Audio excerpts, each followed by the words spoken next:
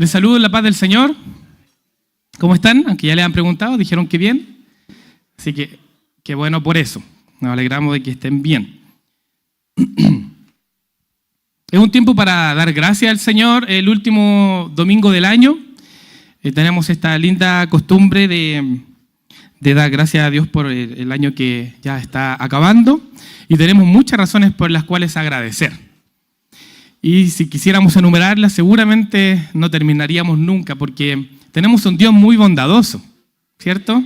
Él es muy bueno y tenemos muchas razones para agradecer a Dios. Cuando concluimos un año también, es que estamos pensando en el próximo, ¿cierto? No es que estamos mirando todo el tiempo hacia atrás, por cierto que eso nos ayuda a ser agradecidos, pero también nos estamos emplazando hacia lo que vendrá. Y eso naturalmente está asociado al término de un ciclo. Y probablemente hay ciertas aspiraciones que tenemos para con el próximo año. ¿Tú tienes alguna aspiración para el próximo año? Sí, yo las tengo. Quisiera que algunas cosas funcionen, que anden mejor. Y progresivamente nos vamos estableciendo metas y vamos esperando algunas cosas para el próximo año. Y normalmente esas cosas están vinculadas a una mayor seguridad, y no me refiero a la delincuencia, sino que a la plenitud que podemos tener en las circunstancias que puedan venir el día de mañana. Cuando pensamos en el día de mañana, necesariamente nos damos cuenta que no tenemos el control de todo lo que sucederá. Pero sí esperamos que nos pasen cosas buenas. Yo creo que la naturaleza del ser humano es que esperamos que pasen cosas que nos hagan bien, ¿cierto? Entonces, buscamos tener ciertas seguridades, ciertas garantías de que, si bien es cierto, no va a ser todo perfecto, cada año tiene su afán y ciertas dificultades, pero esperamos que nos vaya bien. Ahora, pareciera ser que en ocasiones elevamos nuestras expectativas para que el Señor pueda solucionar todo y ojalá no hayan dificultades. Pero sabemos que habrán dificultades, ¿verdad? Pero estamos seguros que podemos descansar en los planes del Señor y que Él tiene algo preparado con todo aquello. Que Él tiene propósitos que son eternos y aunque no los entendamos, Él está obrando. Aunque no lo podamos ver, Él lo está obrando a nuestro favor. Entonces, cuando pensamos en el día de mañana, a pesar de que aspiramos a que nos vaya bien y que las cosas resulten bien, naturalmente sabemos que hay cosas que podrían no resultar tan bien, y esto pensando en la propia vida de cada uno de nosotros, en nuestras propias metas personales, en los desafíos que sabemos vendrán. No sé cuántos de ustedes han emprendido algo diferente para el próximo año o se han puesto una meta de a lo mejor poder estudiar, de cambiarse de trabajo, de dejar de arrendar y comprar una casa, no lo sé, dentro de la gama tan amplia de posibilidades que existen, podrían haber ciertos deseos para el próximo año. Pero lo cierto es que también a causa del Evangelio podemos también padecer, también podemos sufrir. Usted tal vez pensará, yo en algún momento lo pensé erradamente, que los hijos de Dios no deberían estar expuestos al sufrimiento. Y lo cierto es que también lo estamos. ¿Cuántos de ustedes este año 2025 han tenido que sufrir por algo?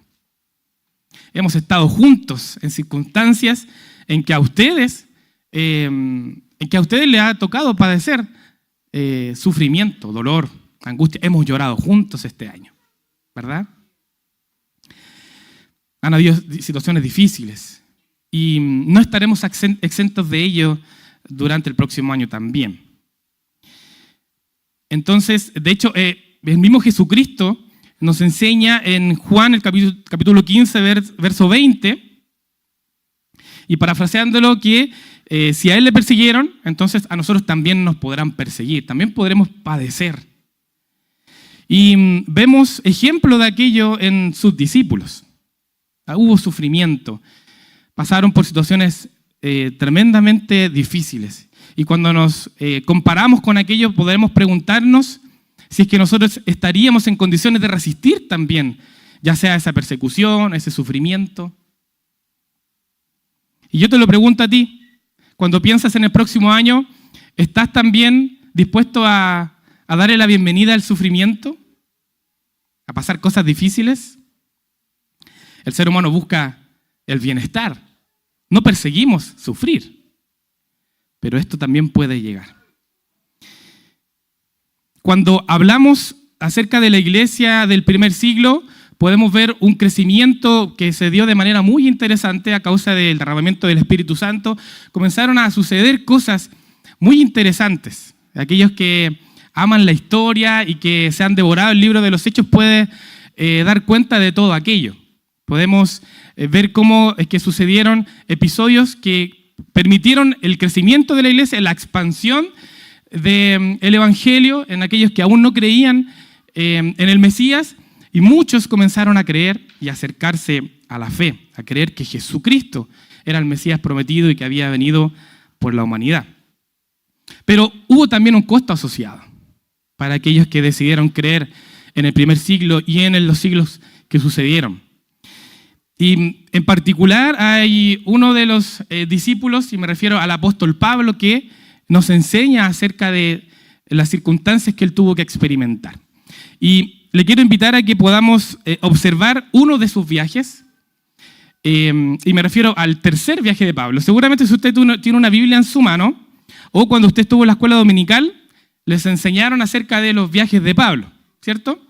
Y hoy día vamos a conocer un poco acerca del tercer viaje de Pablo y un poquito de lo que se puede denominar como el cuarto viaje o lo que se denomina más comúnmente como el viaje a Roma. Entonces, les quiero invitar a que vayamos a Hechos capítulo 19, verso 21.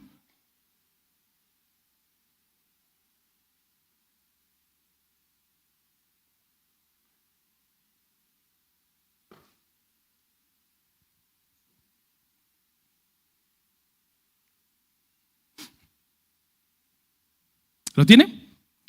Dice, pasadas estas cosas, Pablo se propuso en espíritu ir a Jerusalén, después de recorrer Macedonia y Acaya, diciendo, después que haya estado allí, me será necesario ver también a Roma. Entonces, aquí identificamos que el apóstol Pablo estaba identificando lo que había de suceder con él en el próximo tiempo. Estaba anunciando cuáles serían sus próximos pasos. Pero cuando definimos el origen de estas palabras, es decir, dónde estaba localizado, si pudiéramos ver el GPS de Pablo, Pablo estaba en ese momento en Macedonia, y cuando lo leemos esto, entonces nos parece, bueno, natural. Pablo era un misionero, ¿cierto? Un apóstol que viajaba para cumplir el propósito que Dios le había dado. Pero cuando buscamos en el mapa y localizamos estas regiones, nos damos cuenta que hay bastante poco sentido en la planificación del viaje. Yo no sé cuántos de los que están acá alguna vez han planificado unas vacaciones y han trazado una ruta. Por ejemplo, si usted tiene planificado ir al sur, ¿hacia dónde va a tomar la ruta 5? Hacia el sur. Muy bien, están atentos. Difícilmente, si usted tiene planificado ir al sur, va a tomar la ruta 5 hacia el norte, pasar por Coquimbo y después irse a Puerto Montt. ¿Cierto? No tiene mucho sentido. No hay mucha lógica en eso. Pero lo que vemos en este viaje es que precisamente, geográficamente, no hay sentido en la ruta que se trazó Pablo. Y para que usted entienda, aquí no estamos hablando de un lugar que estaba en el camino. Yo no sé si a los hombres que están aquí les pasa, pero a mí me pasa que de repente estoy en un lugar y cuando voy de regreso a casa, mi esposa me dice, amor, pasa a buscar X cosa a X lugar. Pero resulta que ese X lugar al que tengo que pasar no está en el camino. ¿Le ha pasado a alguno de ustedes? No tiene nada que ver con la ruta. Probablemente para el que está al otro lado del teléfono es pasar, algo simple. Pero resulta que hay que alejarse y después recorrer una larga distancia para volver a tomar la ruta original.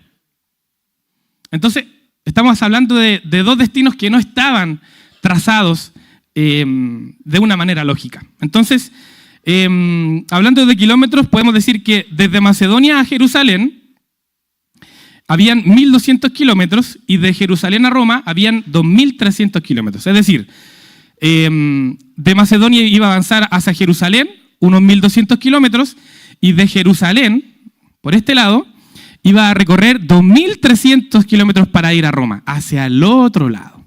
¿Ya? Para los que se manejan con la distancia aquí en Chile, para que lo hagamos un poquito más pedagógico, ¿qué localidades podemos decir?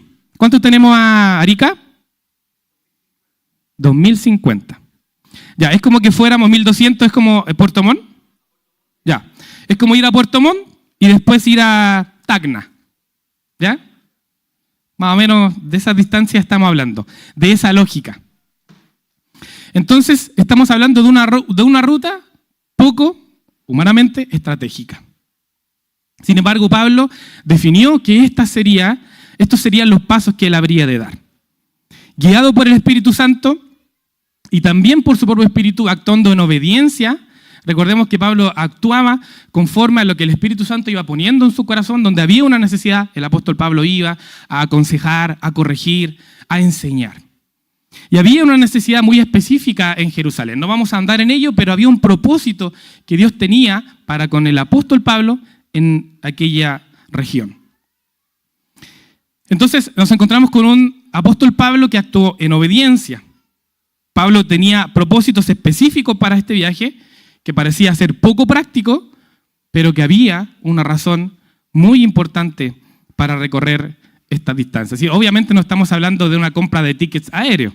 Había una logística asociada que requería de su mayor esfuerzo y de obediencia sacrificial para obedecer el mandato que Dios le estaba dando. Uno de los propósitos que existían para que Pablo pudiese llegar hasta esa región, hasta Jerusalén, era poder llevar una ofrenda que se había recolectado durante algún tiempo. Habían varias iglesias que habían estado dispuestas a suplir las necesidades que podemos identificar en la carta de Santiago. En Santiago se identifican muchas necesidades que la iglesia del primer siglo estaba teniendo. Había mucha necesidad, una crisis asociada a una inestabilidad social y que estaba, por supuesto, que también impactando en el seno de la iglesia. Y el apóstol Pablo, uno de los propósitos, de los tantos propósitos que habían para poder viajar hasta ahí, era poder llevar una ofrenda. Si esto lo comparáramos tal vez pensando que aquí tenemos un tercer viaje de Pablo y un cuarto, si se quiere, pensando en la ruta completa, Macedonia, Jerusalén, Jerusalén, Roma, es muy distinto a lo que fue el cuarto viaje de Cristóbal Colón. No sé si usted recordará que Cristóbal Colón recorrió también una larga distancia, una ruta transoceánica, pero con propósitos muy distintos, ¿verdad? Sabemos muy bien que Cristóbal Colón no venía a traer ofrendas a América.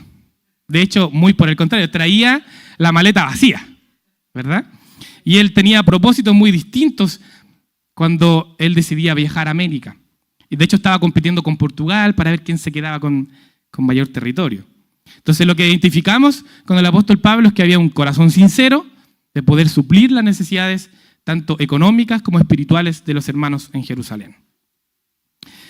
Entonces, aquí no nos encontramos solamente con un viaje poco práctico, sino que también asociado a una dificultad muy fuerte que habría de experimentar. Vamos al capítulo 21 de Hechos.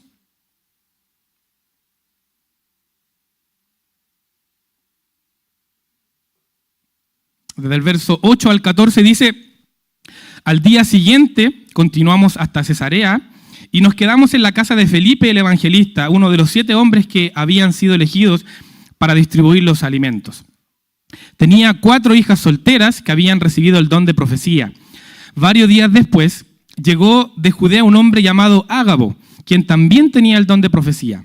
Se acercó, tomó el cinturón de Pablo y se ató los pies y las manos. Luego dijo: el Espíritu Santo declara, de esta forma será atado el dueño de este cinturón por los líderes judíos en Jerusalén y entregado a los gentiles. Cuando lo oímos, tanto nosotros como los creyentes del lugar le suplicamos a Pablo que no fuera a Jerusalén. Pero él dijo: ¿por qué todo este llanto? Me parte en el corazón. Yo estoy dispuesto no solo a ser encarcelado en Jerusalén, sino incluso a morir por el Señor Jesús. Al ver que era imposible convencerlo, nos dimos por vencidos y dijimos que se haga la voluntad del Señor.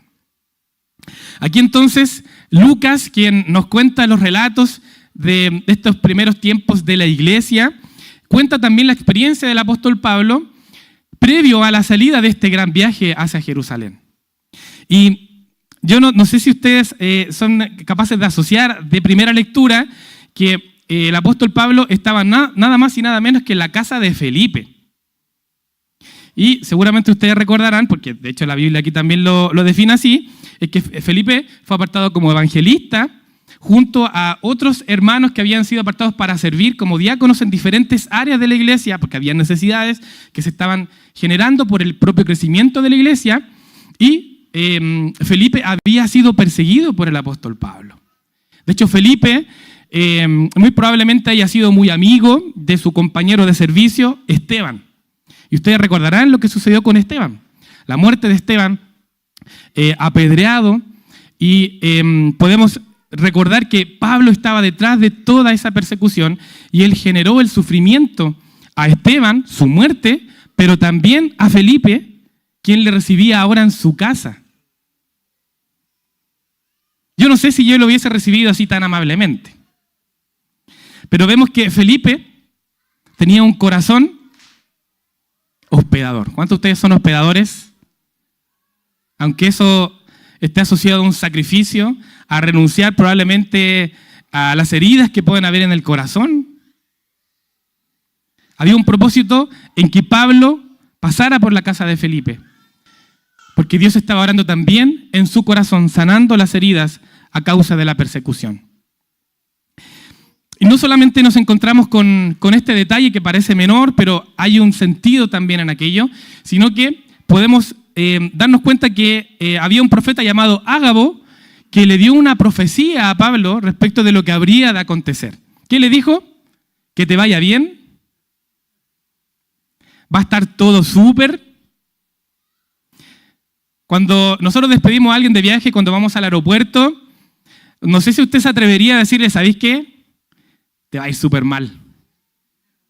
Normalmente deseamos bendiciones para el que va a viajar y decimos que te vaya bien, que no tengas problemas en tu destino, que Dios te guarde, ¿cierto? En tu entrada, en tu salida. Y esperamos que les vaya bien a aquellos que emprenden un viaje. Cuando oramos por los matrimonios que se van de viaje, esperamos, por supuesto, y pedimos por eso al Señor que les vaya bien. Gracias a Dios, porque hasta el momento no hay ninguna profecía que diga que les va a ir mal. Pero para el apóstol Pablo había una experiencia muy contradictoria. La profecía era a Pablo que se iría atado el dueño del cinturón, ¿cierto? Esta demostración que hizo Ágabo, que sería atado por los líderes judíos en Jerusalén y entregado a los gentiles. Y fíjense que el entorno de ese grupo que estaba escuchando todo aquello le suplicaba a Pablo, Pablo, por favor no vayas. Si ya este viaje geográficamente tiene poco sentido, si te dicen que además vas a sufrir, no vayas. Pero Pablo, que les dice, tal vez con poca delicadeza, ¿por qué todo este llanto? Me parte en el corazón, de alguna manera diciéndole, si me van a ayudar, no se pongan a llorar, acompáñenme en mi sufrimiento. Pero él dice, yo estoy dispuesto no solo a ser encarcelado en Jerusalén, sino que incluso a morir por el Señor Jesús. ¿Cuántos de nosotros estaríamos dispuestos a decir aquello? Aún sabiendo lo que vendrá. Entonces, Lucas dice en el libro de los Hechos, en el verso 14, al ver que era imposible convencerlo, nos dimos por vencidos y dijimos que se haga la voluntad del Señor. Ya aquí no hay mucho más que hacer. Si Pablo dice que va, él va a ir y no podremos hacer nada para evitarlo. Entonces, nos encontramos con un escenario bastante poco auspicioso, que no parecía ser muy atractivo realizar este viaje. Y por supuesto que podemos concluir que el apóstol Pablo no tenía una dificultad tan evidente respecto del sufrimiento que habría de padecer. y él estaba dispuesto a sufrir por la causa de Cristo. Entonces, cuando pensamos nosotros en servir al Señor, en dedicar nuestras vidas a Dios, nuestros mejores días, rendir nuestras vidas al Señor, el día que llegamos a los pies de Cristo, decidimos servirle también. De esa manera también pudimos abrazarnos con Cristo y aceptar también que la ruta que el Señor pueda trazar para nosotros no estará exenta de dificultades. La ruta que ofrece Cristo no es necesariamente la ruta más fácil.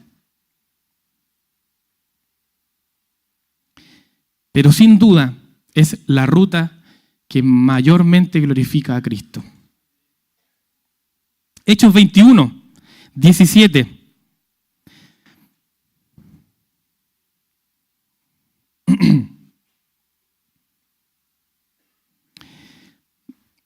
Pablo hizo el viaje finalmente y nos dice que cuando llegamos, Pablo viajó con algunos hermanos que le acompañaron, dice que los hermanos de Jerusalén les dieron una calurosa bienvenida. Parecía que todo andaba bastante bien. Hasta el momento no se cumplían los presagios. Pero rápidamente, vamos al verso 20, dice, después de oírlo, alabaron a Dios, luego dijeron, tú sabes, querido hermano, cuántos miles de judíos también han creído, y todos ellos siguen muy en serio la ley de Moisés. Pero se les ha dicho a los creyentes judíos de aquí, de Jerusalén, que tú enseñas a todos los judíos que viven entre los gentiles que abandonen la ley de Moisés. Ellos han oído que les enseñas que no circunciden a sus hijos ni que practiquen otras costumbres judías. ¿Qué debemos hacer? Seguramente se van a enterar de tu llegada. Ya están apareciendo los problemas. Los judíos en Jerusalén estaban atentos a los movimientos de Pablo. Había una conspiración para poder aprender al apóstol Pablo porque había un disgusto generalizado en los judíos porque Pablo estaba abriendo las puertas de par en par para que los gentiles llegaran al conocimiento de la verdad y fueran salvos a través del sacrificio de Jesucristo. Gloria al Señor por eso. Entonces Pablo ya se estaba encontrando con las primeras dificultades, se estaba concretando en las profecías de que habría de ser perseguido por los judíos en Jerusalén. Y yo te pregunto en esta tarde, mi querido hermano, ¿cuándo has decidido seguir al Señor? ¿Cuándo has decidido tal vez recorrer esa ruta que no tiene tanto sentido para los demás? ¿Has tenido que pagar algún precio alguna vez? ¿Te has visto enfrentado por la causa de Cristo a renunciar a tu seguridad, a tu integridad? Yo no puedo dejar de recordar una experiencia de mi padre, porque yo no he tenido que padecer por la causa de Cristo de una manera tan significativa, pero a mi papá le pasó que en una oportunidad, creo que ya lo he contado otras veces, le tocó ir a defender a una congregación que estaba siendo asediada por un hermano que quería tomar el liderazgo de la iglesia a la mala. Y este hermano, dentro de sus gestiones, había decidido llevarse las sillas del templo. Entonces llamaron rápidamente al pastor que estaba a cargo de esa congregación, mi padre, para que fuera a detener ese movimiento de que se llevaran las sillas. ¿Qué pensarían ustedes si de repente viene alguien y dice, yo me llevo las sillas porque me armé mi iglesia? ¿Usted estaría dispuesto a entregar su silla? No. Pero bueno, esta persona quería llevarse las sillas. Entonces mi padre tuvo que ir con un hermano de muy avanzada edad y a interponerse a esta gestión que esta persona estaba haciendo. Y mi papá le dijo, no, te lleva las sillas de acá. Y esta persona, no sé si lleva al hermano, espero que se haya arrepentido, insistía en esto y dentro de los movimientos que se dieron, este hombre tomó de la solapa, no sé si andabas con vestón o no, y empezó a zamarrear a mi papá. Y mi papá saca un mangazo. No pasó eso. Parece que también era un poco alto. La cosa es que el hermano que estaba acompañando a mi papá se puso en medio, hizo que este hombre soltara a mi papá y le dijo que se fuera de ese lugar, que en el nombre del Señor él debía dejar de hacer lo que estaba haciendo y que no tocara al pastor. Yo no estaba ahí, así que no me digan que no le presté ropa a mi papá porque yo no estaba, ¿ya? No me invitó a esa gestión. Entonces yo te pregunto si tal vez alguna vez te ha tocado padecer por la causa de Cristo. ¿Has tenido que tal vez ser avergonzado porque alguien te ha ridiculizado, alguien se ha burlado de ti? Y aquí nos podemos preguntar, ¿por qué no debería pasar todo ello? Jesús lo dijo. Si a mí me persiguen, a ti también te podrán perseguir. Luego de esto, Pablo, ya empezando la economía del tiempo, Pablo le cuenta a los hermanos en Jerusalén acerca de su experiencia en Damasco, de su conversión. Se expone como un testimonio de la obra redentora de Jesús. Y finalmente, Pablo igualmente es encarcelado, es llevado al tribunal y ahí, bueno, les invito a que puedan leerlo con mayor exactitud en el libro de los Hechos, capítulo 20, 21, 22. Esto en la previa de su salida a Roma. ¿Ok? Entonces, vamos a leer.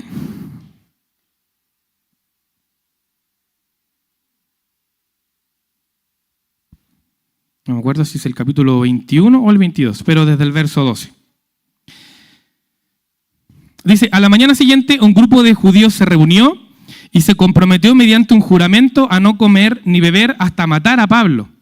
Eran más de 40 los cómplices en la conspiración. Fueron a los sacerdotes principales y a los ancianos y le dijeron, nos hemos comprometido mediante un juramento a no comer nada hasta que hayamos matado a Pablo. Así que ustedes y el Concilio Supremo deberían pedirle al comandante que lleve otra vez a Pablo ante el concilio. Aparenten que quieren examinar su caso más a fondo. Nosotros lo mataremos en el camino. Había una conspiración para matar a Pablo. ¿Qué paralelismo se le viene a usted a la cabeza cuando escucha estas experiencias de Pablo? ¿En quién podemos encontrar un paralelo? Por supuesto que mayormente glorificado. En Jesucristo. Jesucristo también padeció y de maneras muy similares a las del apóstol Pablo. Sí, por cierto que no las podemos comparar. El alcance que hubo a través de la persona de Jesucristo, por supuesto que no tiene comparación. Pero el apóstol Pablo lo dijo cuando los hermanos, mientras Lucas lo relataba, que le decían, no vayas, Pablo. Él decía que estaba dispuesto a ser encarcelado y a morir si fuera necesario por la causa de Cristo. Entonces, cuando descubrimos que las motivaciones que el apóstol Pablo tenía para ir a Jerusalén tenían que ver con la vida de esos creyentes en aquella localidad, podemos distinguir que uno de esos elementos es poder llevar la gracia redentora, la oportunidad para que los gentiles pudiesen llegar a Cristo en aquella región. Valía la pena. Valía la pena cada esfuerzo que el apóstol Pablo estaba realizando para viajar hasta ese lugar, exponiendo su propia vida y la de aquellos que les acompañaban. Pablo llevó la gracia de Dios a través de la salvación para gentiles y judíos por igual, y esto claramente no les agradó a los judíos. Lo que podemos identificar en los capítulos que siguen por delante, y esto solamente para describirlo de alguna manera, usted, como le decía, lo podrá leer con mayor calma en casa, podemos ver que en el recorrido del apóstol Pablo desde Jerusalén hasta Roma, sufrió un naufragio a causa de una tormenta. Él fue golpeado, fue mordido por una serpiente venenosa, fue encarcelado, rechazado por los suyos. Recordemos que Pablo era judío, acusado injustamente. Todo esto padeció el apóstol Pablo. Y mis queridos hermanos, cuando leemos las palabras de Jesús, cuando nos advierte que también nosotros podemos padecer por la causa de Cristo, es que debemos enfrentarnos con esta latente posibilidad de que la ruta que Dios tiene preparada para nosotros a partir del próximo año, cuando hablamos de los ciclos, eventualmente también puede traer un costo. ¿Por qué no habría de ser así? En Juan, el capítulo 15, verso 20, dice: ¿recuerdan lo que les dije? El esclavo no es superior a su amo. Ya que me persiguieron a mí, también a ustedes los perseguirán. Y si me hubieran escuchado a mí, también los escucharían a ustedes. ¿Debería sorprendernos entonces el padecimiento del apóstol Pablo? ¿Debería llamarnos la atención todo lo que él padeció en este viaje?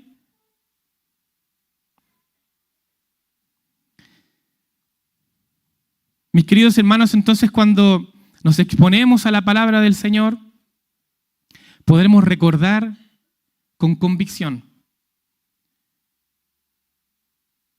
de que debemos estar dispuestos a recorrer, y aunque parezca poco lógica, la ruta que glorifique más a Cristo. Cuando cantábamos hace un rato, yo me rindo a Él, lo cantábamos con sinceridad de corazón. ¿Y qué decíamos en el coro, en el estribillo? Todo a Cristo, yo me rindo. ¿O acaso cantamos casi todo a Cristo, yo me rindo? ¿Hay reservas? Entonces, mis queridos hermanos, nuestra misión no es tratar de llegar intactos al cielo. Tal vez algunos nos hemos preguntado alguna vez: Señor, déjame quieto en este lugar. Yo voy todos los domingos, me siento en mi silla, trato de ser lo más fiel posible. No me muevas de aquí. No te metas conmigo, Señor. Cuando estábamos en el campamento de jóvenes, algunos nos reíamos porque el Señor estaba llamando a unos y a otros para dejar la ciudad y que fueran a abrir nuevas iglesias a distintos lugares. Y algunos nos preguntábamos entre nosotros: ¿y si el Señor te llama a ti, estarías dispuesto también a hacerlo? Algunos nos reíamos y decían: Señor, todavía no. Mira al de al lado. Pero si el Señor nos llama, ¿estaríamos dispuestos a ir a un lugar que a lo mejor no tiene tanto sentido? Tal vez a recorrer una ruta que no tiene mucha lógica, pero sí es la ruta que más glorifica a Cristo. Es la ruta que debemos recorrer, mis hermanos. Yo te pregunto: ¿cuántas decisiones has tenido que tomar por la causa de Cristo que parecen una ruta poco práctica? ¿Has tenido que hacerlo alguna vez? ¿O has preferido tomar la ruta más fácil, la ruta más sencilla, la que llega más fácilmente a su destino? Y yo les digo, mis queridos hermanos, que seguir a Cristo vale la pena, cueste lo que cueste. Vale la pena, mis queridos hermanos. Y la invitación para este próximo año, mis queridos hermanos, es a que podamos juntos recorrer la ruta que más glorifique a Cristo. No la ruta que más nos acomode. No la ruta que menos sacrificio imponga para nosotros. Recorramos juntos esta ruta que probablemente algunos objetarán y dirán: ¿pero por qué? ¿Qué sentido tiene? Pareciera que estás perdiendo más que ganando. Si es la ruta que más glorifica a Cristo, caminémosla juntos. Vale la pena. Cada paso en esa ruta que glorifica más a Cristo es la ruta que debemos emprender. Que el 2026 sea un año en que, si debemos padecer por la causa de Cristo, lo recibamos con el mismo gozo que lo hizo el apóstol Pablo. Si he de ser encarcelado e incluso si he de morir por la causa de Cristo, así será. Entonces, mi querido hermano, no elijas la ruta más fácil. Cristo ya pagó por cada una de tus aflicciones. Y no debes preocuparte por aquellas. No tengas miedo. No tengas miedo. Confía en el Señor. Él ya pagó por tus enfermedades, sufrió en la cruz del Calvario para perdonar tus pecados. Él te librará de todas tus angustias. Pero si habremos de sufrir por la causa de Cristo, vale la pena, mis queridos hermanos. ¿Estás dispuesto a recorrer la ruta que más glorifica a Cristo? Oremos al Señor. Dios, te damos gracias en esta hora por tu palabra. Te agradecemos porque tú nos hablas esta mañana. y nos confrontas con la vida del apóstol Pablo, quien estuvo dispuesto a recorrer esta distancia que parecía estar asociada a una ruta poco práctica, pero que tenía un trasfondo, tenía un propósito que te glorificaba a ti. Gracias te damos, Señor, porque tú nos hablas esta mañana y nos conmueves, Señor, mueve nuestro corazón, nos haces pensar en que probablemente nos movilizamos tanto buscando una mayor plenitud, un mayor sentido de estabilidad, buscamos los lugares seguros. Señor, pero si a ti te place en el tiempo venidero incomodarnos, si a ti te place, Señor, que tengamos que padecer por la causa de Cristo, estamos dispuestos a recorrer esa ruta. Señor, queremos honrarte con nuestra vida íntegramente.